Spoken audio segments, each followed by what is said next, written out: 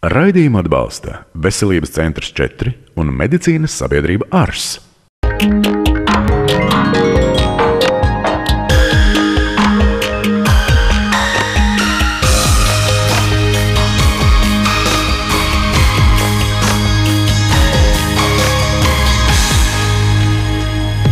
Vēlme atbrīvoties no piņu atstātajām pēdām, rētu likvidēšanas vai tumšāka iedeguma iegūšanas, ķermeņa rotāšana ar tetovējumiem, kā šī rīcība ietekmē mūsu dzīvi un ko no visa minētā var panākt, par to stāstīsim raidījuma gaitā.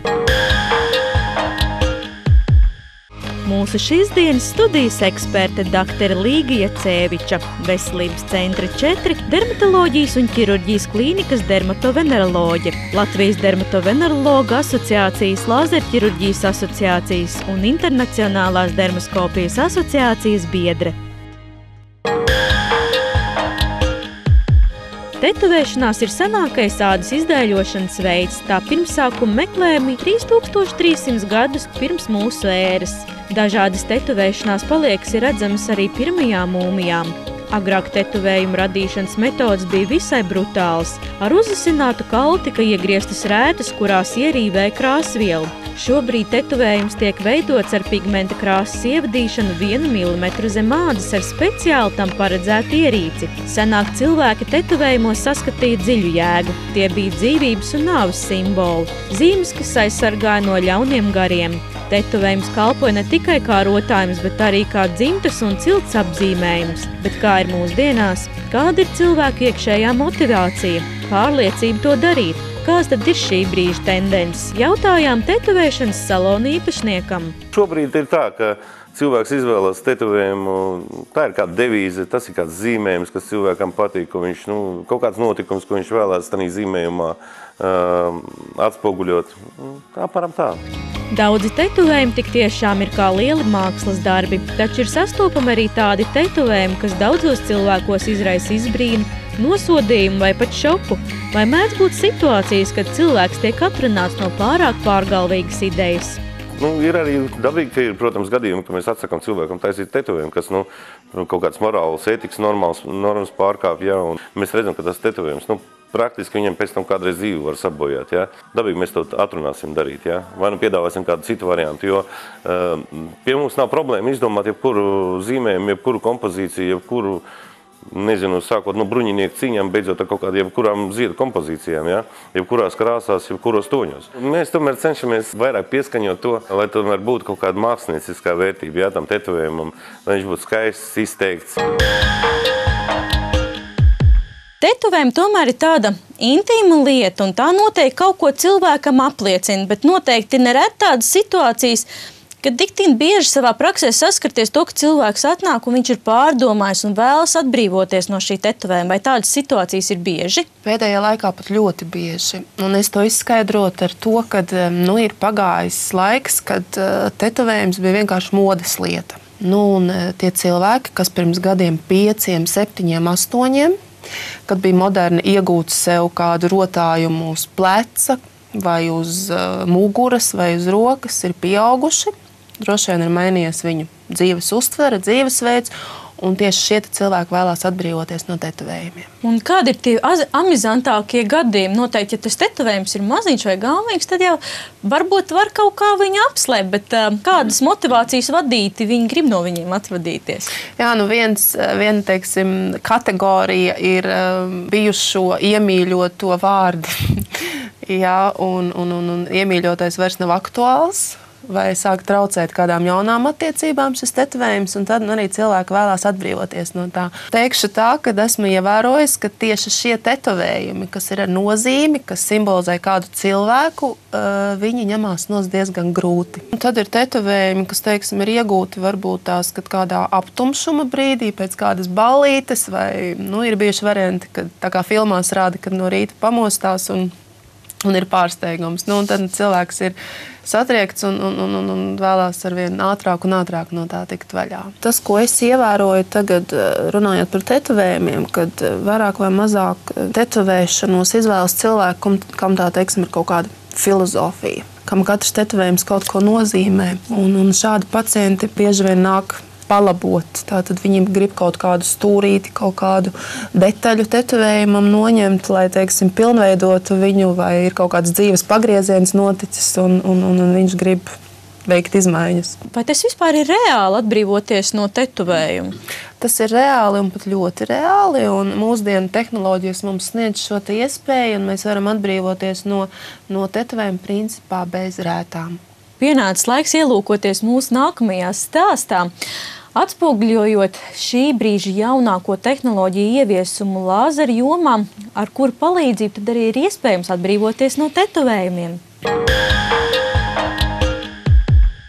Dermatoloģijas klīnikā sastapām 20 gadus jaunu meiteni, kas ieradusies uz otro procedūru tetovējumu likvidēšanā. Jautājām, kādēļ par tādu soli izšķīrusies. Viņa mums atbildēja, ka nožēlo savos 16 gados veikto tetovējumu izvēli. Saukli, kura dēļ ir nonākusi daudzkārt neērtā situācijā.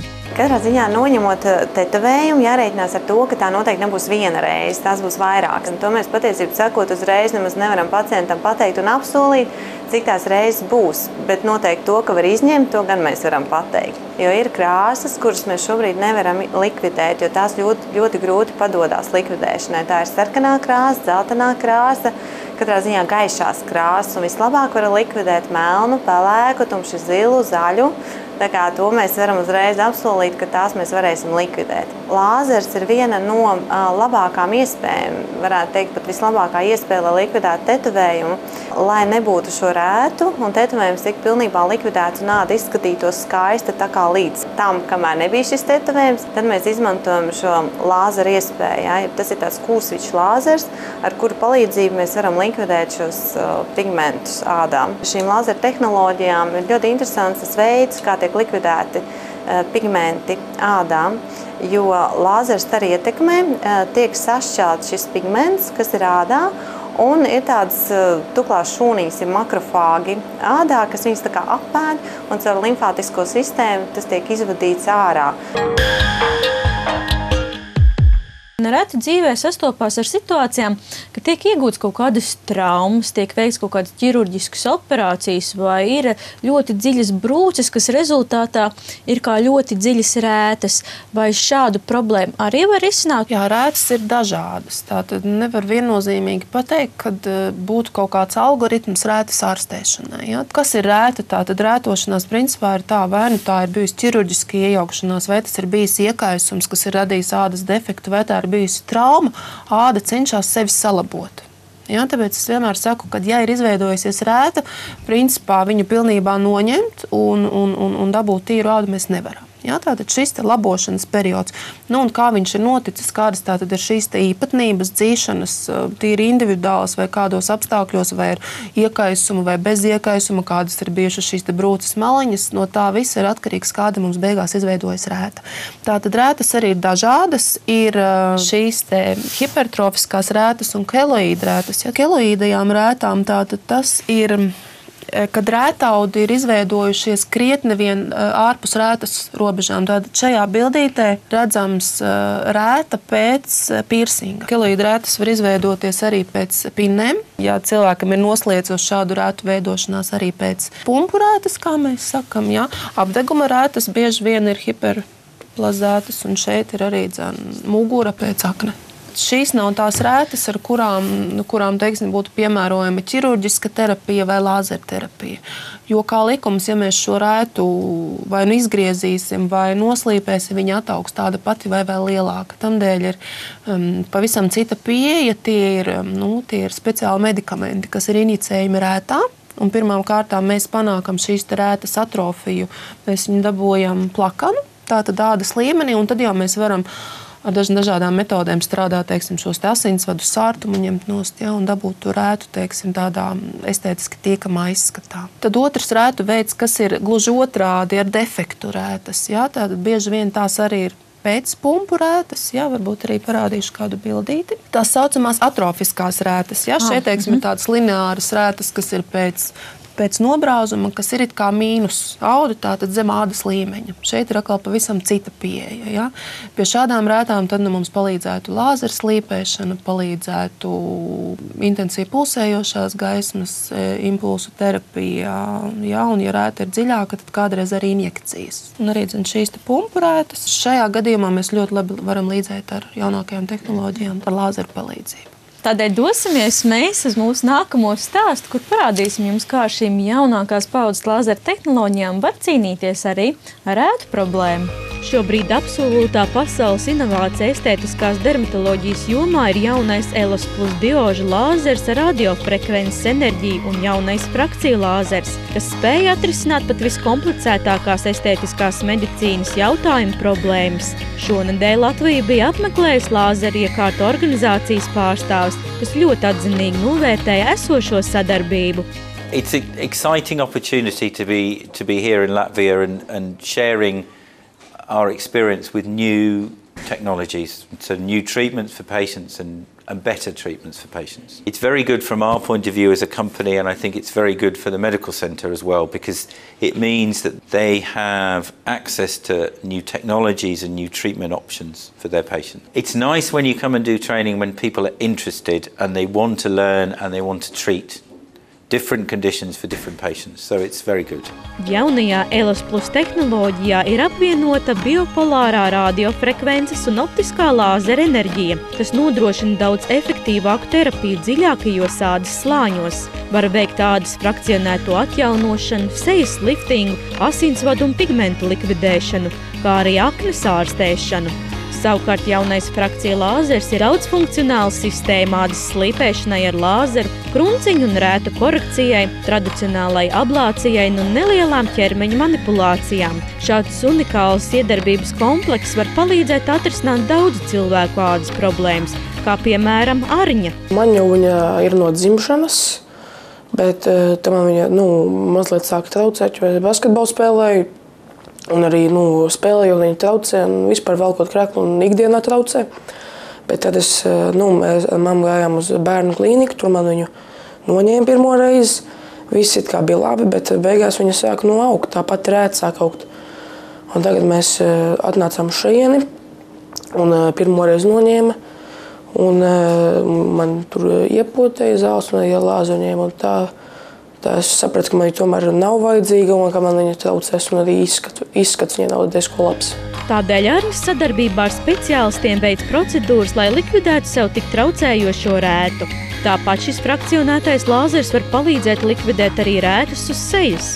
Tagad mēs veiksim rētas korekciju. Tā ir pēcoperācijas rētas korekcija. Rēta ir veca. Mēs šeit procedūrā izmantosim frakcionēto CO2 lāzeru, kas mums ir pilnīgs jaunums. Un tātad, kā jūs redzat šeit uz ekrāna, tātad lāzera stars, viņš būs sadalīts mazos kūlīšos, un šie mazie kūlīši, viņi ies ādā apmēram milimetru dziļumā, tātad rētaudos, iznīcinās tātad rētaudus, un pēc tam notiks dzīšana un tiks sekmēta jaunu šķiedru, jaunu struktūru sintēzi. Un tāpēc arī mēs iegūsim labāku rētas izskatu un arī uzlabosim elasticitāti. Ja? Tas nozīmē, ka arī pati āda paliks labāka.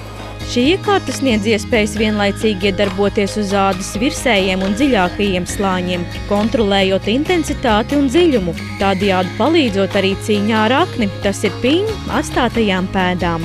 Šeit mums ir paciente ar pēcpiņu rētām, ar tā saucamām postakne rētām, un šodien mēs veiksim procedūru ar frakcionēto CO2 lāzeri un apstrādāsim šo rētu skarto vietiņu. Tieši tāpatās kā iepriekšēji pacientei, tātad šis šeit ir smugu zīmējums. Lāzera stars mums ies kombinētā veidā. Tātad būs gan dziļāka iedarbība, kas būs apmēram 1 milimetru un kas tātad strādās vairāk uz šīm dziļajām rētiņām, uz viņu korekciju. Un būs arī virspusēja ietekme, kas strādās uz ādas virsējo slāni un palīdzinās ādas tonu un arī atlobīs mazliet pigmentāciju, kas ir izveidojusies un padarīs ādu līdzenāku. Mūsdienās ar lāzeru palīdzību var veikt daudzas ārstnieciskās un kosmētiskās procedūras, tajās skaitā dažādu veidojumu likvidācijas procedūras.